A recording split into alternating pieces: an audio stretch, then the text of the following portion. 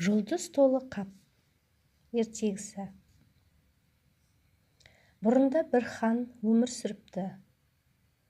Сол хан мейірімсіз және қызғаншақ болыпты. Ол тек ақша жинап, өз халқына түк жақсылық жасамайды екен.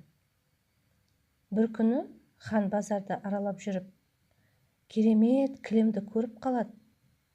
Бұл кілем қанша тұрады екен деп сатушыдан сұрайды. 10 000 теңге дейді ол.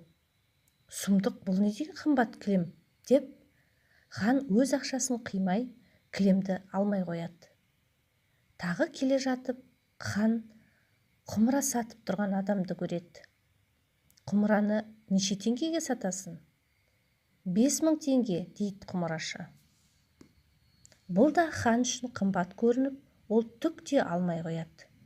Сосын хан өз сарайына келіп көп ойланады. Мен осы ханмын ба, жоқ па? Егер хан болсам, барлығын тегін алуым керек емес пе? Мен неге сатушыларға ақша төлеуім керек деп жатып, оған бір ой келеді. Сол күні хан бір заң шығарыпты.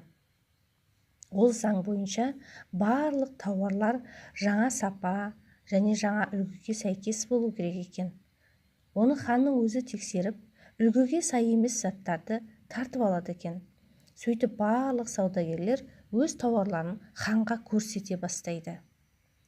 Алдында ұнатып қалған кілем мен құмыраны хан бірінші болып тартып алады. Бұған ашуланған алдар көсе ханға сабақ бермек болып оның алдына барады.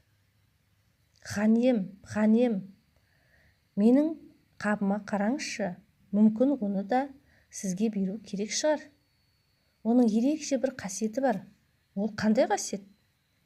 Оның ішіне кірсеңіз, аспандағы жұлдыздарды көре аласыз. Бұны тексеру керек деп хан қаптың ішіне кіріп кетеді. Сонда алдар қаптың аузын байлап, бір таяқ алып, сатушылармен бірге ханды ұра бастайды. Көптің ұрғанына шыдай алмай хан өзін босатуды сұрайды. Адамдар оның айтқанына көніп, қапты ашып жібереді. Істегеніне өкінген хан тауарлардың бәрін қайтарып береді. Сосын ол алдар көсені іздей бастайды. Бірақ оның қайда кеткенін ешкім айтпай қояды. Солайша хан алдар көсені таба алмай, өзінің сараңдығы үшін жазаланыпты.